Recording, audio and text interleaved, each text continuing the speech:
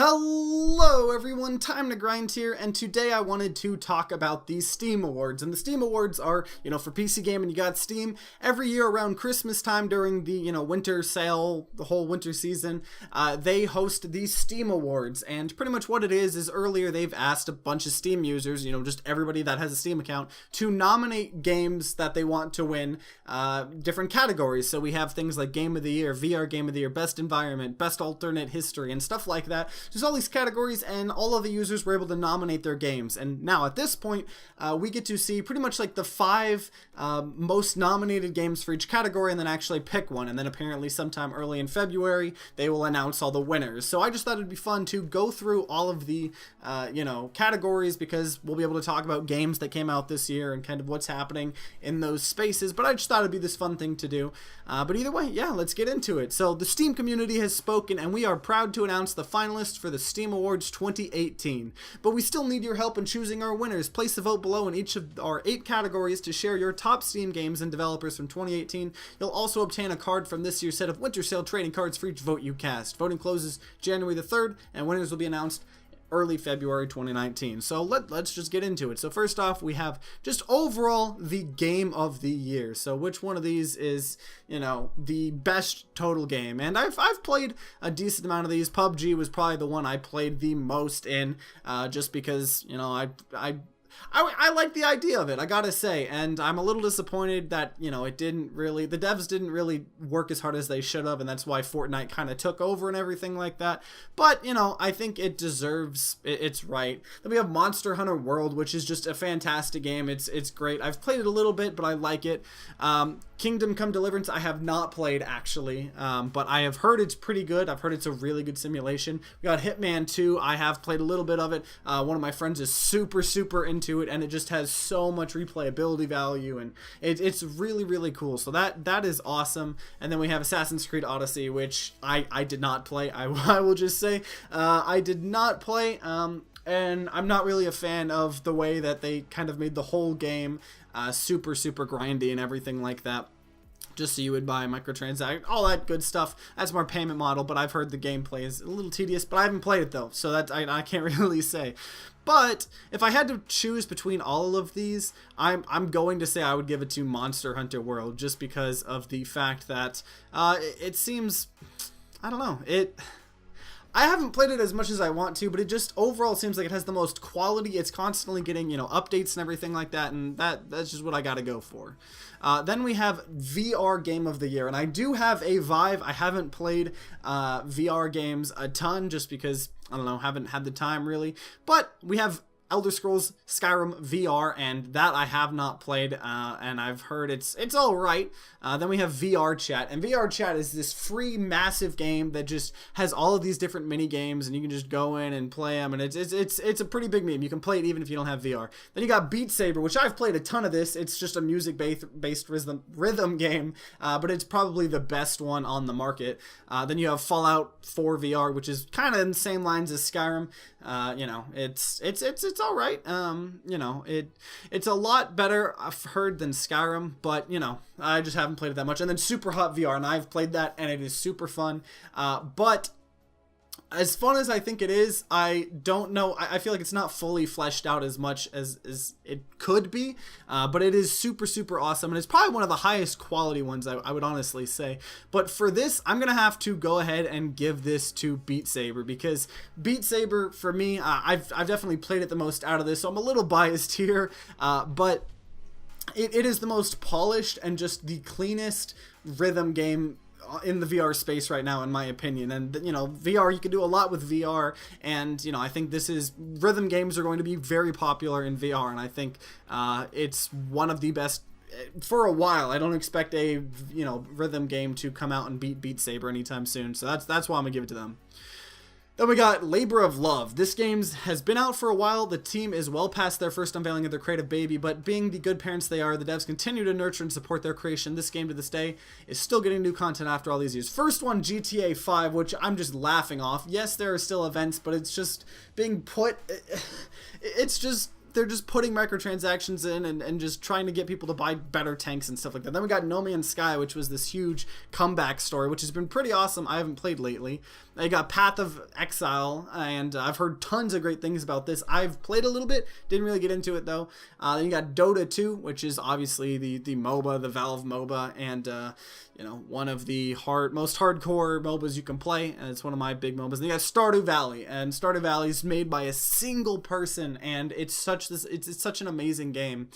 And because of that, I have a lot of stories. I like a lot of these, but I honestly think I'm going to have to give it to Stardew Valley just because Dota 2, you have Valve working on it. Valve is a huge company. Path of Exile, you know, it's a decent sized company, but it's this game, and it's run by a company. No Man's Sky is a, you know, indie company, but and they've put a lot into it. I stopped following No Man's Sky like a while ago, just really after launch because, you know, of the disaster, and that I think is the bad rap it's getting. But I've heard it's great now. And then you have GTA 5, which is GTA 5, and I think this is just like I mean, it is getting updates, but it's just people adding tanks and stuff. So overall, gonna have to give this one to Stardew Valley because it's made by a single person for the most part, and you know, besides like ports and stuff like that. But overall, good job, Stardew Valley. It's concern date. Then we have Best Developer, and I guess this one has 5 companies here. Best Developer. So whether it was by listening to their fans, creating something genuinely unexpected, or just delivering on the promise of a truly great game, the studio is absolutely crushing it in 2018. So you have CD Projekt Red, which, you know, you got Witcher, you got Gwent, Ubisoft, you got Rainbow Six Siege, you got the Assassin's Creed games. Ubisoft, no.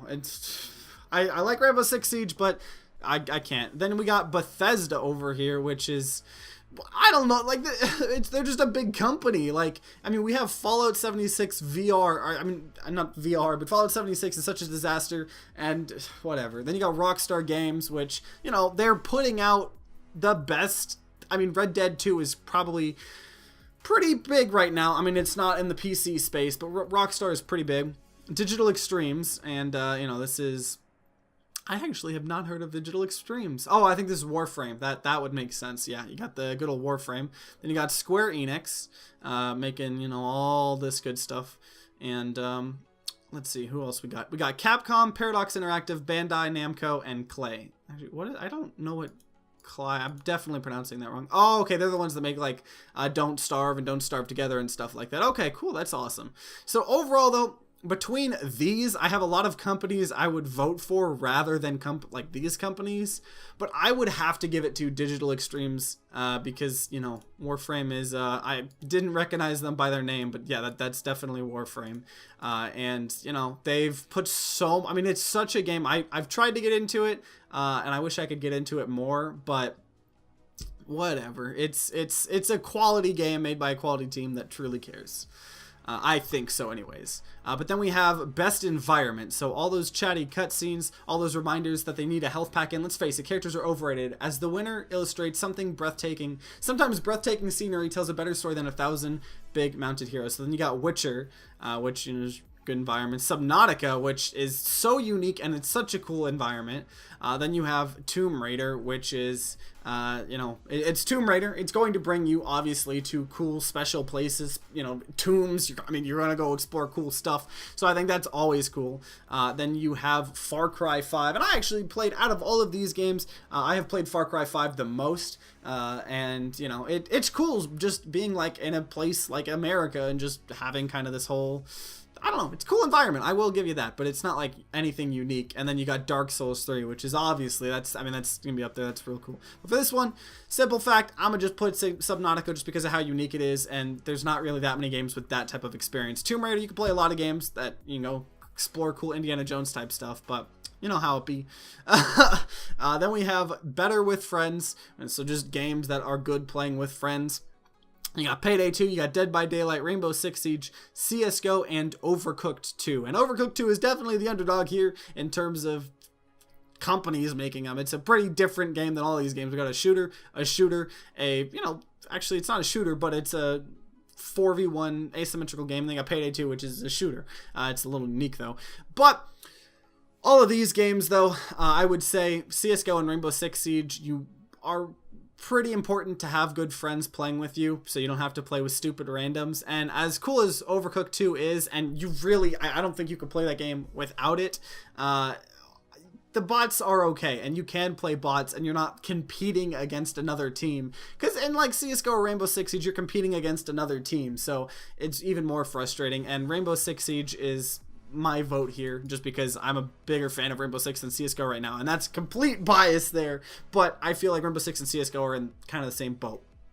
And we got Best Alternate History, so the games that, you know, obviously give us the coolest looking alternate history stuff. So you got Wolfenstein 2, Assassin's Creed Odyssey, Heart of Iron 4, Civ 6, and Fallout 4. So, you know, all of these are pretty cool, different alternate histories. I think out of these two, my favorite would be Wolfenstein 2 or Fallout 4, even though, you know, I've played Wolfenstein 2 a decent amount. I have not played Fallout 4 just because, whatever. But, you know, I love the atmosphere, and I love the alternate history it creates, and from what I've heard in the videos I've seen and stuff like that. But for this one, I am gonna have to give it to Fallout 4. I don't like what Bethesda's doing. You know, Fallout 76 is a joke, but just the theme of Fallout 4 and the alternate history is so cool, and I think that's why the franchise is popular.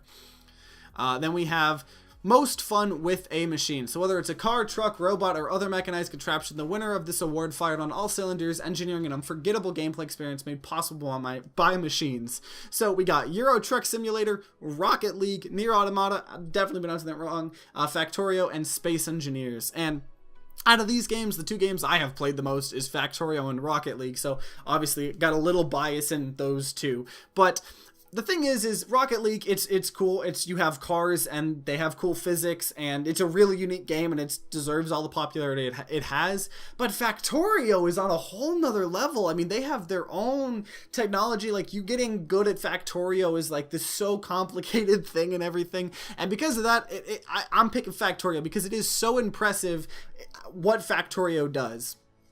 And overall, that is it for the Steam Awards. So, you know, we have for, let's see, Game of the Year, we picked Monster Hunter World. For, let's see if this wants to scroll correctly, VR Game of the Year, we picked Beat Saber. Labor of Love, we picked Stardew Valley. Best Developer, we went ahead and picked Digital Extremes. See, every time I talk about Digital Extremes, it makes me think of Digital Homicide, and that is definitely not a good developer. Best Environment, Subnautica. Better with Friends, Rainbow Six Siege. Best Alternate History, Fallout 4. And Most Fun with a Machine, Factorio. And that is the Steam Awards, and we will have to see what ends up winning. You know, it's fun to just kind of do something like this, especially when you don't have judges. It's just the general population, and you can see everything that's going on. But overall, if you have different picks for Game of the Year, VR Game of the Year, any of stuff like this, or just make your own category, let me know in the comments down below. I'd love to hear them all. If I had to give a category of my own, I would probably say best example of early access, or utilizing early access, you know, the best, and I would say Slay the Spire. That's a great game. I've talked about it before, but that's like the best circumstance example I have seen of early access. So if I made my own category, I would have that be the winner of that. But overall, love to hear from all of you guys in the comments down below. If you enjoyed this video, then consider leaving a like down below and subscribing to see more content. New videos come out every Wednesday, Friday, and Sunday. And like always, guys, I hope you guys have a great rest of the day.